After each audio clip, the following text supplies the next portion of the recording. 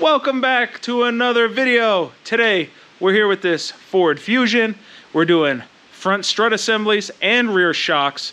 I'm gonna take you through step by step, tell you everything you need to know, and what tools and everything you need to use at any given point.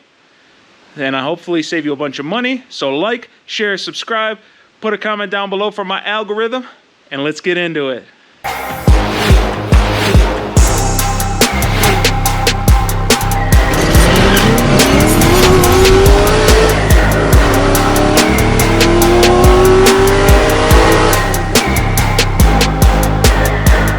Step 1, jack up the car and take the wheels off. Both front struts on here are the same part number because they mirrored all the mounting brackets. So you're going to have some on each side that you're not going to use, but you don't have to worry about buying different part numbers. They're all the same. 172638, and these are the Monroes. I got them on Rock Auto. Here's what the new strut looks like. Comes all integrated. The hardware I don't like as much, so I'm using the factory hardware because it has a bigger head than this one, so I'm just going to reuse the factory hardware. But this has the same part number for both sides because you can see it has a left and right mounting position for both spots, and that's why they can use the same part number. The sway bar end links from the factory don't have any way to hold the center, but it does have a hex on the back, so that does hold the center. Use an 18mm box wrench to hold that. Then you're going to use an 18mm deep socket to use your drill or whatever you're using and remove this nut. For these two large bolts going through the hub, it's a 24mm bolt, 24mm nut, so you're going to need a deep socket, 24. Remove both of the nuts right now. We will need to disconnect the speed sensor, so use an 8mm, take the bolt out, and then the speed sensor just pulls out of the hub. Come over here, there's a little clip, put a little flathead screwdriver in there, pop the retainer, and this door will open, and then you just pull the wire out of this little clip. We need to disconnect the brake line from the strut assembly. So use a 10mm right here and remove this bolt so the brake line moves freely. Everything is disconnected from the strut now.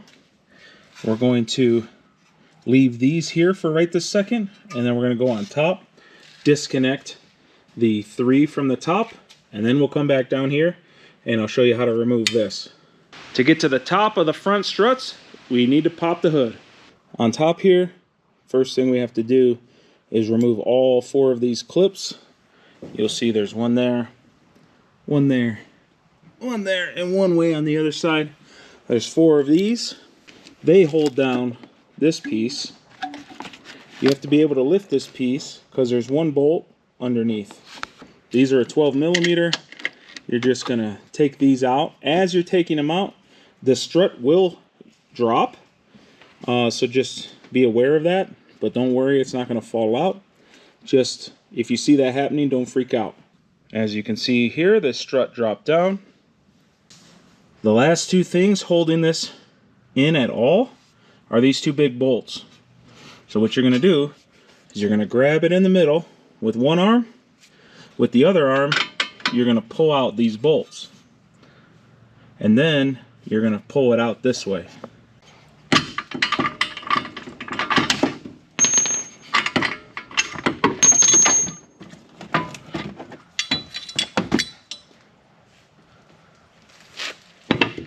And there we go. We got it out. Not too hard, but if you want to clean anything, this is now a good time to clean since there's nothing in the way. We're going to install these a little bit out of order of the way we took it apart. So to line up this hardware, it's easier to line that up before you put the big bolts in. So we're going to take this hardware out, take this stupid sticker off. I'm going to reuse the factory hardware because the bolt heads are bigger and has more surface area contact.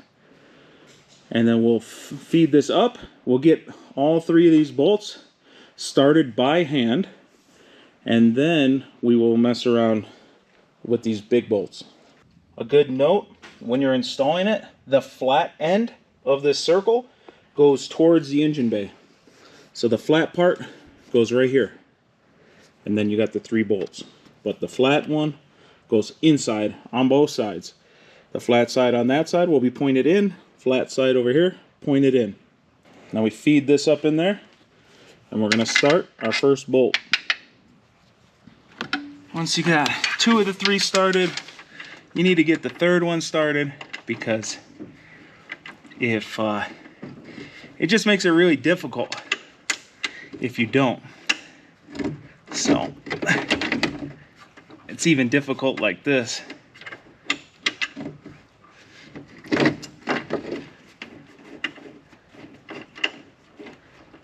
Just when you think you got it, you don't got it. So take some time, get it started. Now that all 3 are started, go ahead, tighten them down.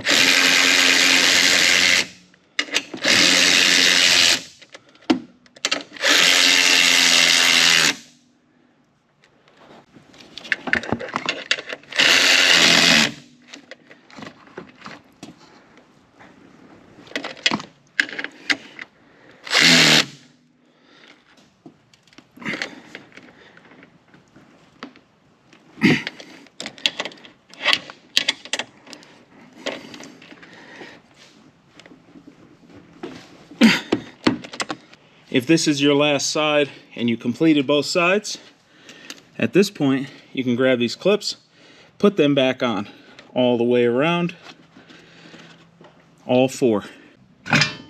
Now you're going to pick this up, slide it, wiggle it, wiggle it. If you have to rotate the strut as well, go ahead. But like once you have it like this, then you just pick straight up. You're going to feed the bolts in from the back of the car, like this, towards the front of the car, and put the nut on the front of the vehicle. While you're tightening these down, push the top of the rotor in as much as you can, and then tighten one. Once you tighten one, you won't have to hold it, but just push it and hold it and tighten down one of the bolts. One problem I have with these Monroes, this is not threaded. I had to find some bolts. These are M6s, and still put this here, and then you slide the M6 through here, and then put the nut on the back and tighten it down. Grab the ABS sensor, plug it in there, slide this back in the hole, put that 8mm bolt back, and just hand tighten it. I'm going to use a 6mm, and I'm going to put the drill on reverse.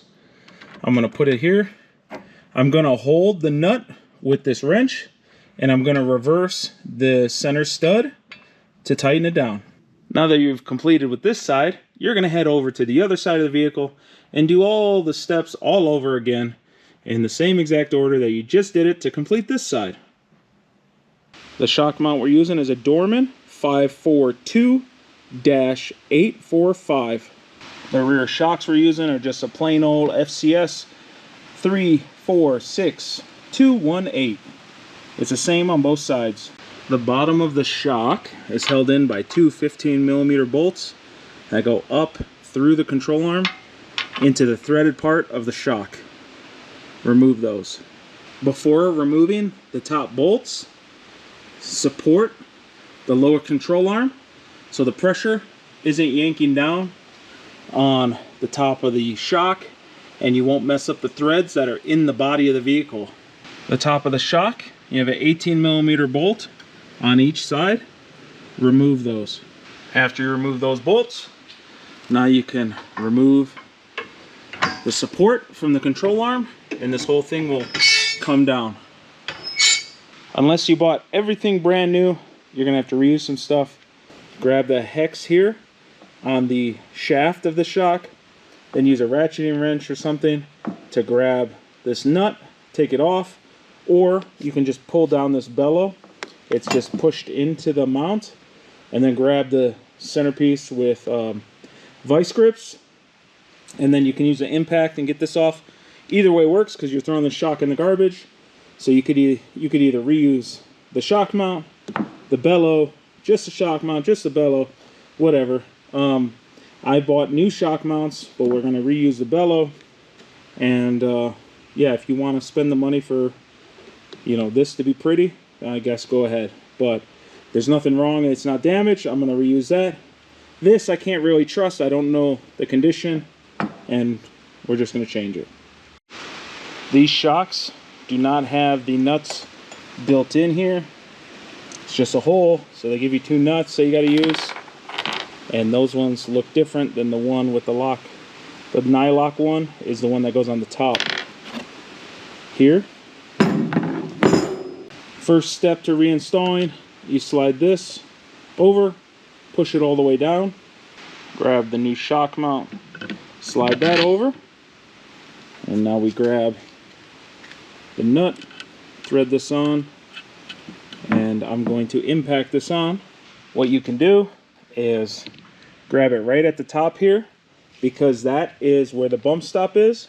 So even if you mar it, it won't hit the seal on the bottom of the shock and damage it. So this will be totally fine, even if you put a mark on it. But holding it like this, you just use the impact, make it tight, and you're done. Now that nut's super tight, you're gonna grab this and you're gonna push. And I can pick it up by the bellow, so it's seated.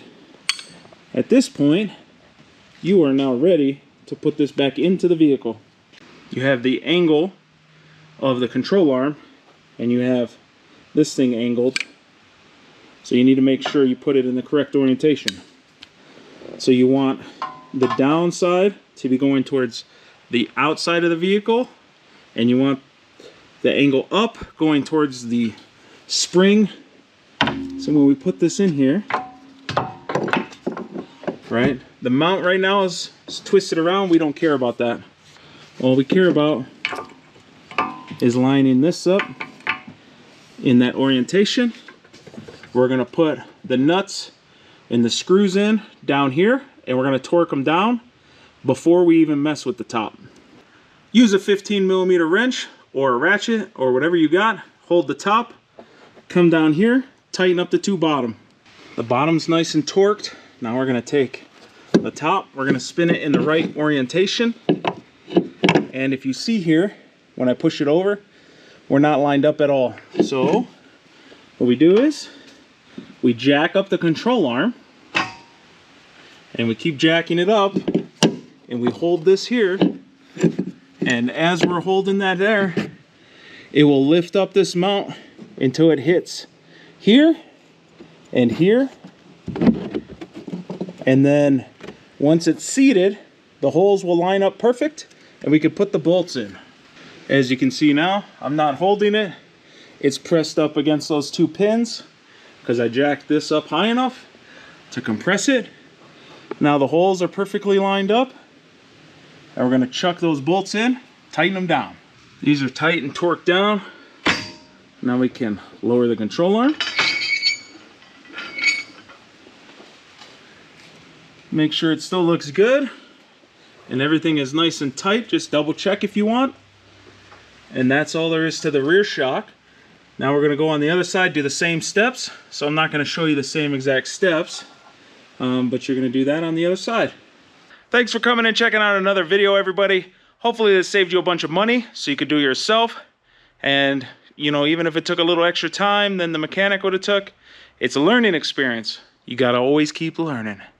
So help me out with this, please. Like, share, subscribe, put comments down below, even if it's garbage, please. The algorithm, please. Till next time, wrench on.